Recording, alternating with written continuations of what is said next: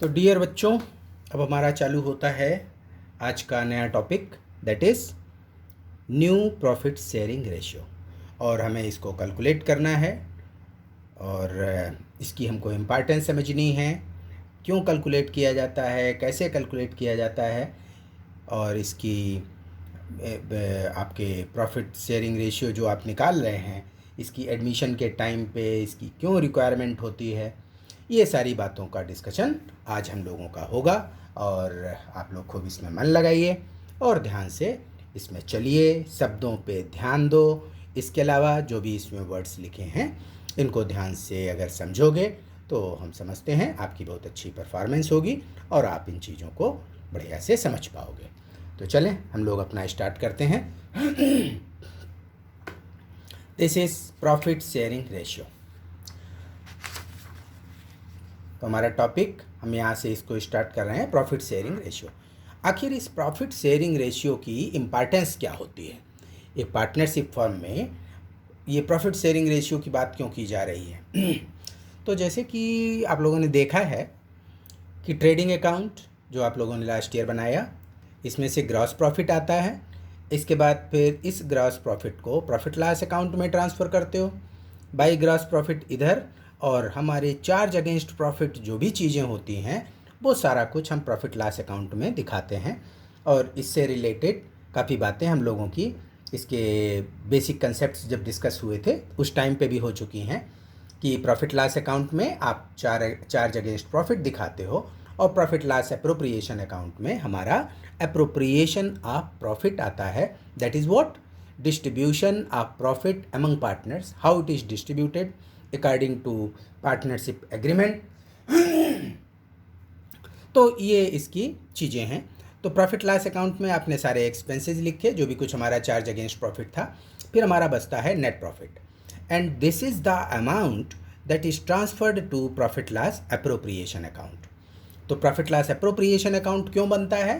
Because profit is to be distributed among at least 2 और more than 2 persons.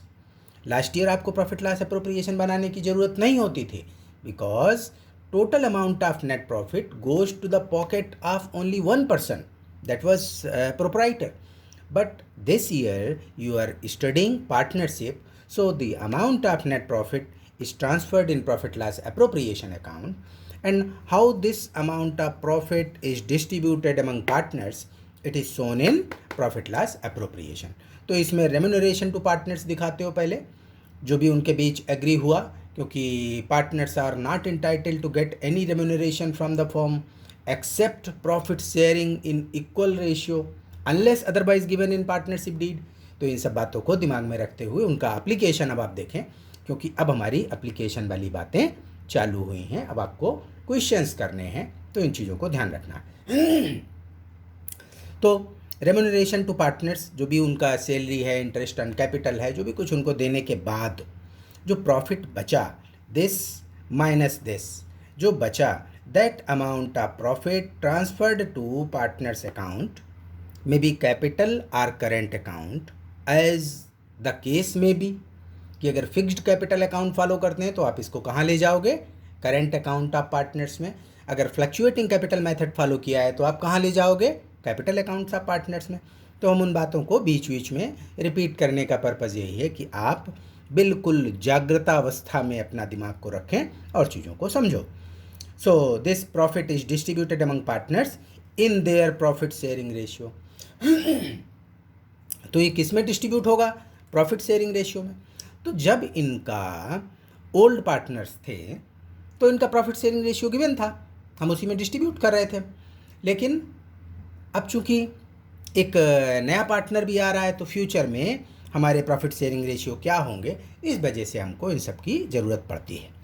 तो उनके profit sharing ratio जो given है उसमें इसको बैलेंस को डिस्ट्रीब्यूट कर दिया और बात ख़त्म हो गई।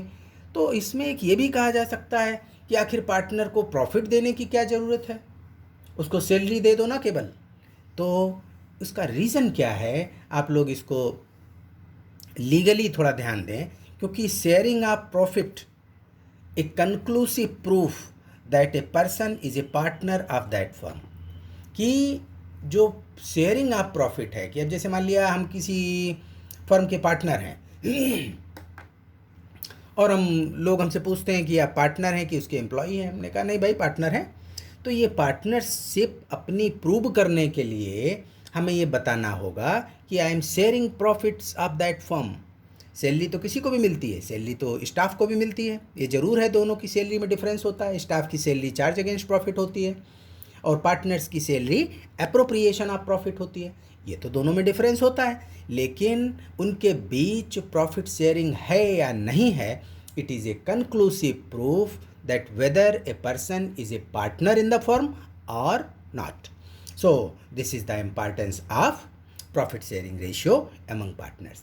तो जब नया पार्टनर आता है तो वो कुछ प्रॉफिट शेयरिंग रेशियो उसका डिसाइड होता है और ये म्यूचुअली एग्रीड होता है सारे पार्टनर्स के बीच में, और उसके हिसाब से आप इसको कैलकुलेट करते हो। चलें आगे की बात करें। फिर after admission of a new person as a partner, the profit sharing ratio among old partners change. ये ऑब्वियस है भाई कि जब प्रॉफिट तो केवल 1 होता है या 100 बोला जाता है उसको, 100% जो भी प्रॉफिट हुआ वो 100 के बराबर है या 1 के बराबर है। अब उसका डिस्ट्रीब्यूशन होता है प्रॉफिट शेयरिंग रेशियो में पार्टनर्स के बीच।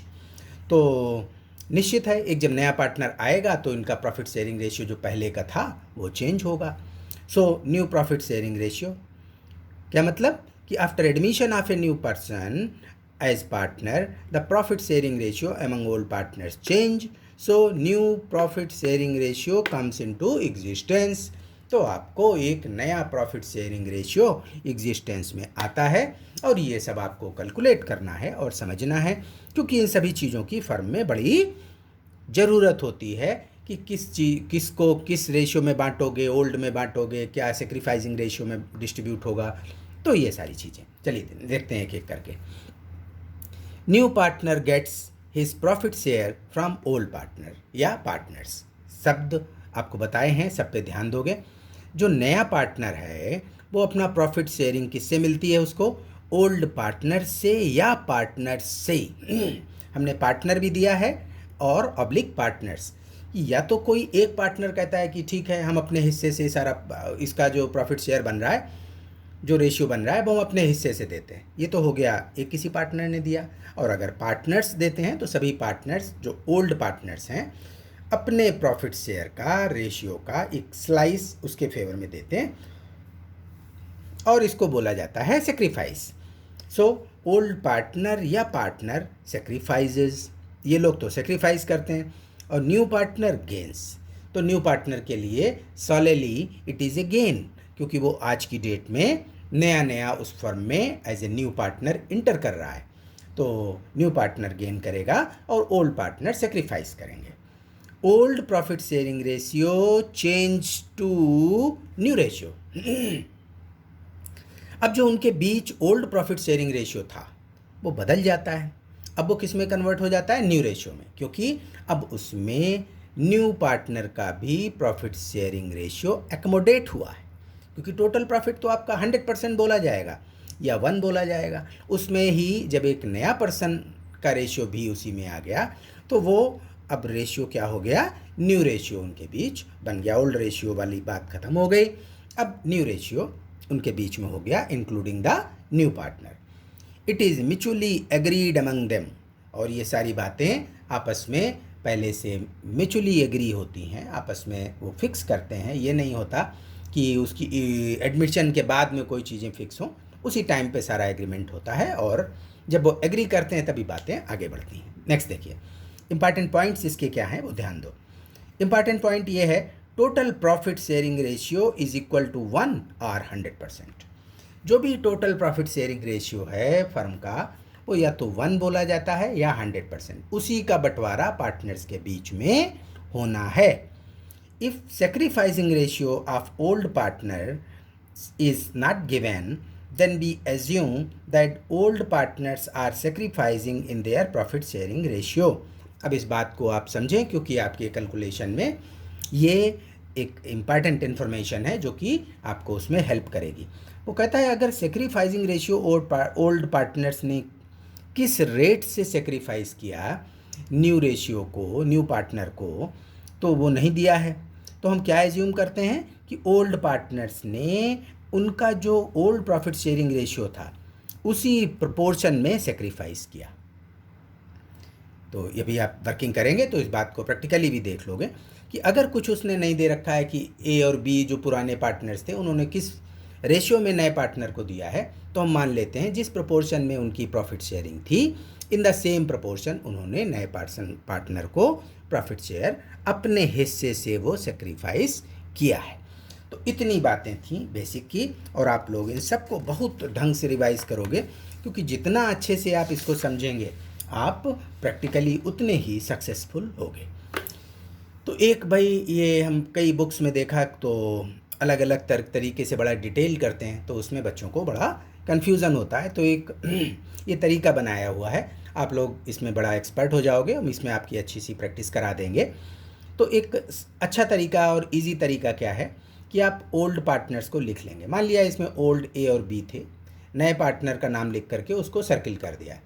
फिर ओल्ड रेशियो हमको गिवन होता है, और अगर नहीं गिवन है तो आप क्या मानेंगे, हमारी पार्टनरशिप डीड क्या कहती है, if profit sharing ratio is not given, if there is no partnership agreement, then partners will share profits equally.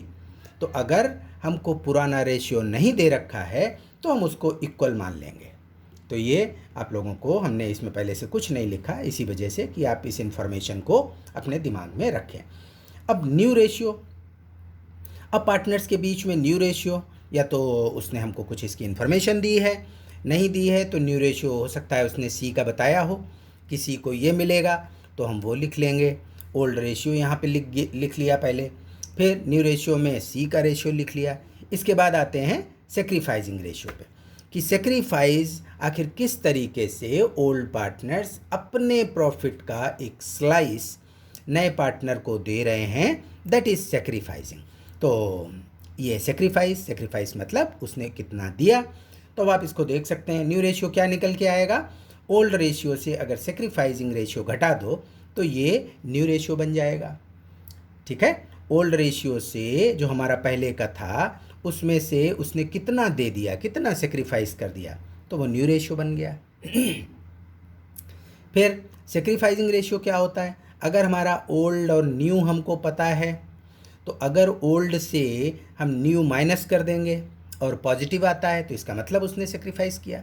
Positive का मतलब ओल्ड से न्यू को घटाया आपने, तो अगर कुछ बचता है तो इसके मतलब ओल्ड ज़्यादा था, और ओल्ड ज़्यादा था और न्यू कम है तो इसका मतलब सीधा सा है कि उसने कुछ दिया है। So that is sacrifice.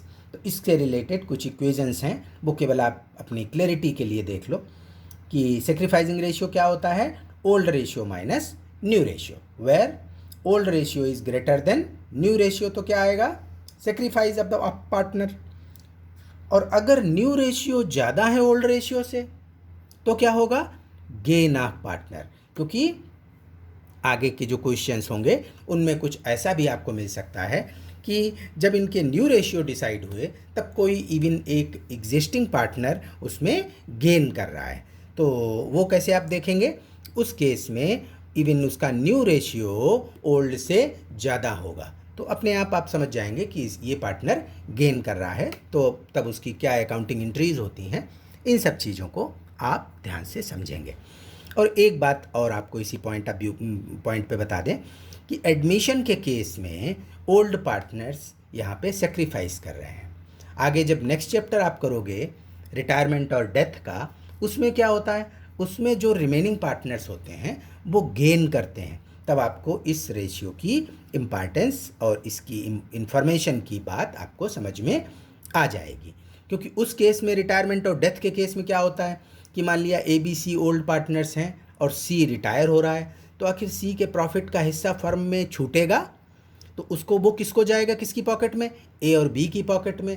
तो किसकी पॉकेट में कितना हिस्सा गया, ये हम फिर उसका गेनिंग रेशियो निकालते हैं। जैसे अभी सेक्रीफाइसिंग रेशियो आप लोग सीख रहे हैं, रिटायरमेंट और डेथ के केस में तब आप सीखेंगे गेनिंग रेशियो, कि हमारे रिमेनिंग पार्टनर्स ने एक जो आउटगोइंग पार्टनर था उसके हिस्से को किस प्रोपोर्शन में गेन किया। तो इन सारे शब्दों पे ध्यान दो और इन्फॉर्मेशंस को खूब अच्छे से समझने की कोशिश करो। तो सेक्रीफाइसिंग रेशियो हो गया। सेक्रीफाइसिंग रेशियो क्या होगा? ओल्ड रेशियो से न्यू रेशियो को आप माइनस कर दो तो जो बचेगा, तो इसका मतलब जो हमारा आता है वो हमारा सेक्रीफाइस होता है, क्योंकि उसी अमाउंट से ओल्ड रेशियो एक्सीड कर रहा था न्यू से। फिर आगे की बातें देखो। In a question all informations are not given. ये सारी जो इन्फॉर्मेशंस हैं एक क्वेश्चन में नहीं दी होती हैं। So you have to calculate the missing informations. Missing informations आपकी क्या क्या होंगी कि आखिर इनका सेक्रीफाइस क्या है, न्यू रेशियो क्या है, सी का न्यू रेशियो क्या आता है। तो ये सारी चीज़ें आप सवाल को जब देखोगे तो जो भी इन्फॉर्मेशंस दी होती हैं उनको पहले हम इसमें प्लेस कर देते हैं, इसके बाद फिर वर्किंग करते हैं, तो हम सारी चीज़ें बड़ी ईजिली कैलकुलेट कर लेते हैं। चलिए आगे देखें। तो यूज़ ऑफ ओल्ड रेशियो क्या आता है, ये इन्फॉर्मेशंस खूब ध्यान से समझी जाएं, क्योंकि आप अभी जब इसकी वर्किंग करोगे तो इसकी ज़रूरत पड़ेगी कि आखिर ओल्ड रेशियो का क्या यूज़ है। ओल्ड रेशियो की हमें ज़रूरत इस वजह से होती है क्योंकि ये जो सारा कुछ अकाउंटिंग ट्रीटमेंट है that is based on old ratio. वो क्या अकाउंटिंग ट्रीटमेंट है, देखिए। Among old partners distribution of accumulated profits and losses, इसकी बात हुई थी हम लोगों की फर्स्ट इसका जो हमारा जो लेक्चर था उस केस में, कि जब एक नया पार्टनर आता है उस टाइम पे बैलेंस शीट में, हमारी बैलेंस शीट में कुछ अगर एक्यूमुलेटेड प्रॉफिट और लॉसेस दे रखे हैं, those amounts belongs to old partners. तो जब वो ओल्ड पार्टनर्स को बिलोंग करती हैं तो हम क्या करते हैं, उनको ओल्ड पार्टनर्स में उनके ओल्ड प्रॉफिट शेयरिंग रेशियो में डिस्ट्रीब्यूट कर दिया जाता है, क्योंकि जब वो उन्हीं का हिस्सा था, उन्हीं का अर्नड मनी था पहले का, जो कि डिस्ट्रीब्यूट नहीं किया गया था, उसको जब आप डिस्ट्रीब्यूट करोगे तो ओल्ड पार्टनर्स को ही तो दोगे, नए को तो नहीं दोगे। नया तो आज आया है, इसको तो नहीं उसका कोई हिस्सा मिलेगा। तो ओल्ड पार्टनर्स को जब वो दिया जाएगा तो किस रेशियो में दिया जाएगा, उनके ओल्ड रेशियो में दिया जाएगा, पहली बात। दूसरी बात, distribution of profit loss on revaluation account, जो हम लोगों की बात हुई थी कि at the time of admission of a new partner assets are revalued and liabilities are reassessed. तो जब आप ऐसा करते हो तो इसको ये कैसे परफॉर्म करते हो, ये हम लोगों को करना होता है बाय प्रिपेयरिंग ए रिवैल्यूएशन अकाउंट। तो जब वो रिवैल्यूएशन अकाउंट बनता है तो उस रिवैल्यूएशन अकाउंट से कुछ प्रॉफिट या लॉस निकलता है। तो उस प्रॉफिट और लॉस का असली मालिक कौन है, उसका असली मालिक पुराने पार्टनर्स हैं। तो पुराने पार्टनर्स में जब आप उसके प्रॉफिट या लॉस को डिस्ट्रीब्यूट करोगे तो कौन सा रेशियो यूज़ होगा, ओल्ड रेशियो यूज़ होगा। तो ओल्ड रेशियो की ये हमारे लिए अहमियत है, इसकी ये इम्पॉर्टेंस है। और क्या होता है, writing of goodwill already existing. अभी आपसे जब गुडविल के अकाउंटिंग ट्रीटमेंट की बात करेंगे तब आप इसको देखोगे कि जब एक नया पार्टनर एडमिट होता है तो वो प्रीमियम फॉर गुडविल भी पे करता है कैपिटल के साथ। अगर उस फर्म की प्रॉफिटेबिलिटी अच्छी है, उसकी प्रॉफिट अर्निंग कैपेसिटी अच्छी है, तो उसकी कुछ गुडविल होती है, और उस गुडविल में नए को हिस्सा देने के लिए पुराने पार्टनर्स उससे कुछ प्रीमियम मांगते हैं। तो जो भी प्रीमियम आता है वो तो गुडविल हुआ जो नया पार्टनर लाया। लेकिन उसी पॉइंट ऑफ टाइम पे फर्म में पहले से भी बैलेंस शीट में एसेट साइड गुडविल हो सकती है, तो उस गुडविल को हम लोगों को राइट ऑफ करना होता है, क्योंकि अगर फर्म की बैलेंस शीट में पहले से गुडविल दिख रही है तो इसका मतलब नए पार्टनर के एडमिशन के पहले भी फर्म में गुडविल का वैल्यूएशन किया जा चुका है, और वो वैल्यूएशन जब हमने किया था तो ओल्ड पार्टनर्स में उसको हमने डिस्ट्रीब्यूट कर दिया था। तो जब आज के टाइम में नया पार्टनर एडमिट हो रहा है तब एक प्रोसीजर होता है, हमारा अकाउंटिंग प्रोसीजर होता है कि पुरानी जो हमारी गुडविल बैलेंस शीट में पड़ी हुई है एसेट साइड, उसको हम राइट ऑफ कर दें। तो चूंकि वो पुरानी गुडविल है तो किसको बिलोंग करती है, ओल्ड पार्टनर्स को। तो जब वो ओल्ड पार्टनर्स को बिलोंग करती है तो किस रेशियो में आप उसको राइट ऑफ करोगे, ओल्ड रेशियो में राइट ऑफ करेंगे। तो हमारे पास उसकी जनरल एंट्री राइट ऑफ करने की क्या होती है, हम ओल्ड पार्टनर्स की कैपिटल को डेबिट कर देते हैं, और गुडविल चूंकि हमारी एसेट है और आज की डेट में वो एसेट हमारी ख़त्म की जा रही है, तो जब एसेट लेस होती है या उसको राइट ऑफ करते हो तो क्रेडिट करते हो। तो इस तरीके से हम एक जनरल एंट्री पास करके और एग्जिस्टिंग गुडविल को ओल्ड प्रॉफिट शेयरिंग रेशियो में राइट ऑफ करते हुए बुक से ख़त्म कर देते हैं। तो इसलिए भी हमको ओल्ड प्रॉफिट शेयरिंग रेशियो की ज़रूरत होती है। आगे देखते हैं। फिर आता है हमारा यूज़ ऑफ न्यू रेशियो कि आखिर नए रेशियो की फिर क्या हमको ज़रूरत है। नए रेशियो की हमको ज़रूरत ये पड़ती है कि भाई अब जब आप लोग फ्यूचर के प्रॉफिट्स वगैरह का डिस्ट्रीब्यूशन करोगे तो किस रेशियो में होगा, नए रेशियो में होगा जा करके। तो इसकी हमको यही एक मेन ज़रूरत पड़ती है। उसके अलावा सम स्पेशलाइज्ड केसेस जो आप आगे पढ़ोगे तब कुछ न्यू रेशियो का हमें ज़रूरत पड़ जाती है बुक्स में, तो वो हम लोग अभी आगे देखेंगे। नॉर्मल कोर्स में it is for future and used for profit distribution in coming years. जो हमारी आगे के प्रॉफिट्स आएंगे उसका डिस्ट्रीब्यूशन हम न्यू रेशियो में करते हैं और बाकी चीज़ें में नहीं होता। नेक्स्ट देखिए, यूज़ ऑफ सेक्रीफाइसिंग रेशियो कि आखिर जो आपने सेक्रीफाइसिंग रेशियो निकाला इसका क्या यूज़ है। तो अभी हम लोगों की बात हुई कि जो नया पार्टनर अपनी प्रीमियम फॉर गुडविल लाता है तो उस अमाउंट का डिस्ट्रीब्यूशन किसके बीच किया जाता है, ओल्ड पार्टनर्स के बीच। क्यों किया जाता है, क्योंकि जो फर्म की आज तक गुडविल जो कमाई है, गुडविल फर्म ने जो अपनी बनाई मार्केट में रेपुटेशन बनाई, वो किसने बनाई, ओल्ड पार्टनर्स ने बनाई, अपनी मेहनत से, अपने बिहेवियर से, अपनी कस्टमर डीलिंग से। तो इन सब चीज़ों से जो उसने रेपुटेशन बनाई है, उस रेपुटेशन में एक नए को एंट्री जब वो देता है तो उससे कुछ एक्स्ट्रा अमाउंट मांगता है। तो जब वो उससे एक्स्ट्रा अमाउंट मांगी गई तो ये ओल्ड पार्टनर्स के बीच में किस रेशियो में डिस्ट्रीब्यूट होती है, सेक्रीफाइसिंग रेशियो में डिस्ट्रीब्यूट होती है। क्यों, क्योंकि अब भाई ओल्ड पार्टनर्स ने ही तो अपने हिस्से से, अपने प्रॉफिट के हिस्से से कुछ सेक्रीफाइस किया, तभी तो नए पार्टनर को कुछ प्रॉफिट शेयर मिला या उसका जो रेशियो तैयार हुआ। तो ये लोग जो नए पार्टनर की लाई हुई गुडविल है उस अमाउंट को ओल्ड पार्टनर्स के बीच उनको बांट दिया जाता है एज ए प्रीमियम कि भाई आप लोग खुश रहिए, आप लोगों से थोड़ा प्रॉफिट का हिस्सा लिया गया तो ये आप लोग गुडविल की अमाउंट आपकी उसी रेशियो में डिस्ट्रीब्यूट करके, उनके सेक्रीफाइसिंग रेशियो में डिस्ट्रीब्यूट करके उनके कैपिटल अकाउंट्स को ट्रांसफ़र कर दी जाती है। जो भी हो उनका कैपिटल अकाउंट या करेंट अकाउंट, उसमें आप उसको ट्रांसफ़र कर देते हो। तो इस तरीके से सेक्रीफाइसिंग रेशियो का ये यूज़ आता है। अब हम बात करते हैं थोड़ी आप लोगों से जो प्रैक्टिकली इसके क्वेश्चन सॉल्व करोगे उसके लिए कैसे फॉर्मेट बना के करोगे। एक फॉर्मेट तो पहले आपसे डिस्कस किया है, थोड़ी सी इसकी प्रैक्टिकल बातें कर ली जाएँ। तो ये है हमारा वो। अब इसमें ओल्ड पार्टनर्स कौन है, राम और श्याम। नया कौन आया, नया आया Mohan.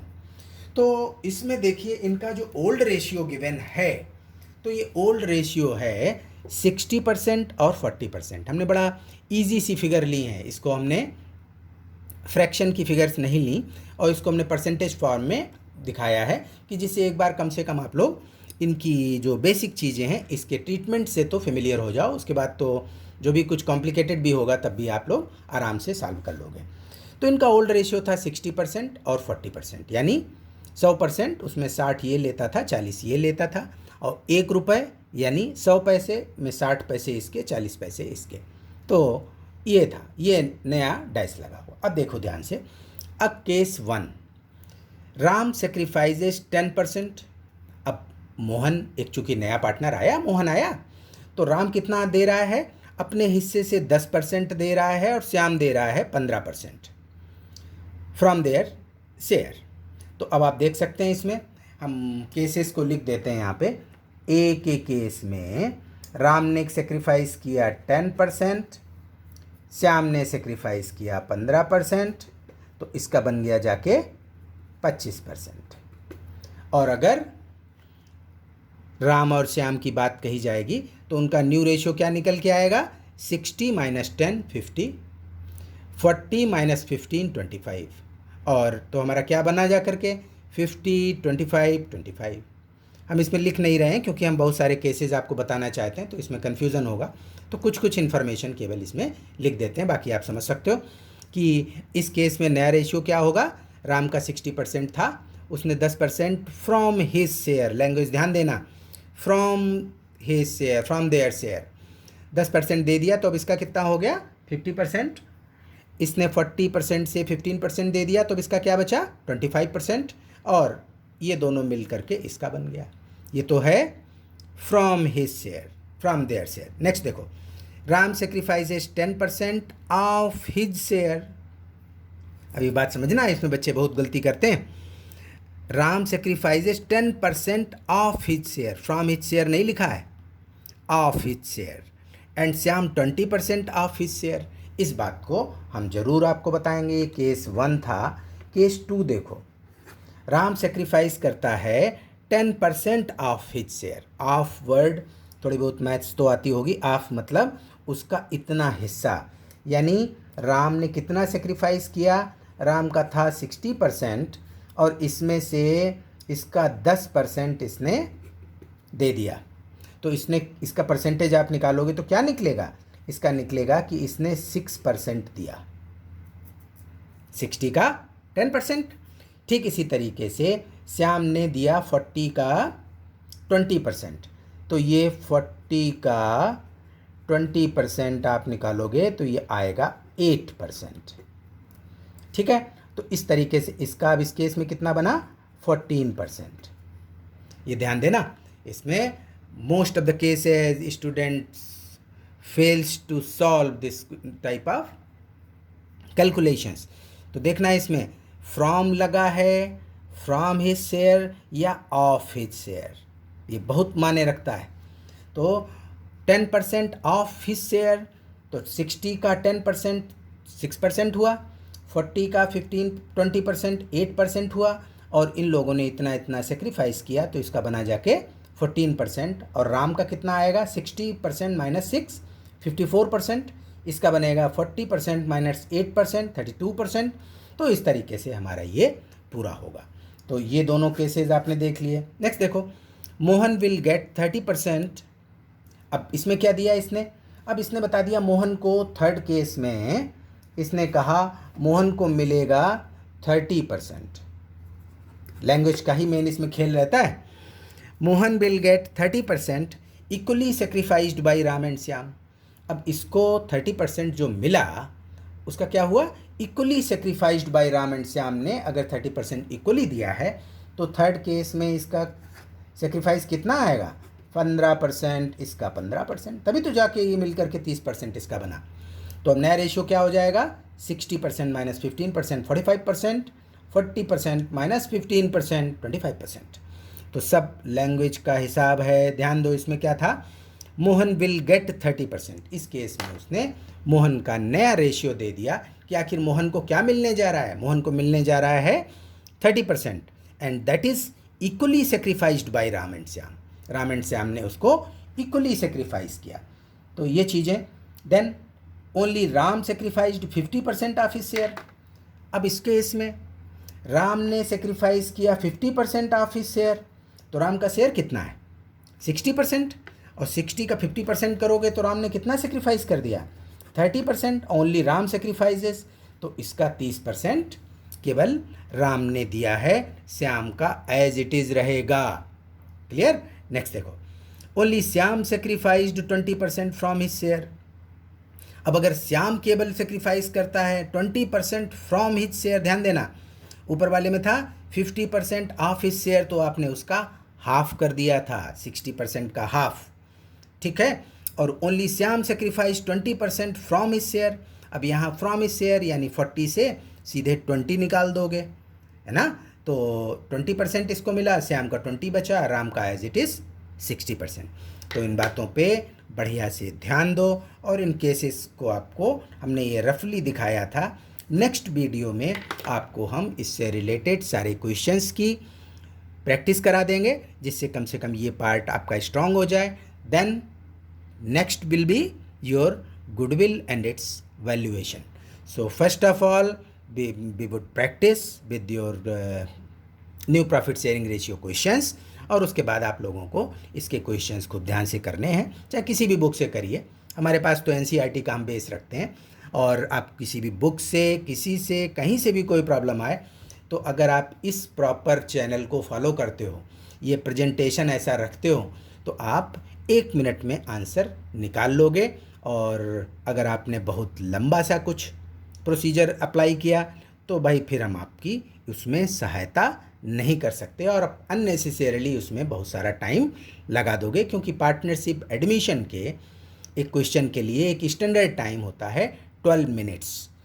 Generally this questions are of 6 marks, so 2 minutes for each mark, it comes 12 to 15 minutes, hardly 15 minutes. तब तक आपका क्वेश्चन सॉल्व हो जाना चाहिए, अदरवाइज आपका क्वेश्चन पेपर छूट जाएगा और आप उसको पूरा अटेम्प्ट नहीं कर पाओगे। तो हमारी कोशिश है कि आप इन सब चीज़ें शॉर्टकट्स को बहुत एक्यूरेसी के साथ समझें, जिससे सीधे सीधे आप क्वेश्चंस को सॉल्व करें और आगे बढ़ते जाएं।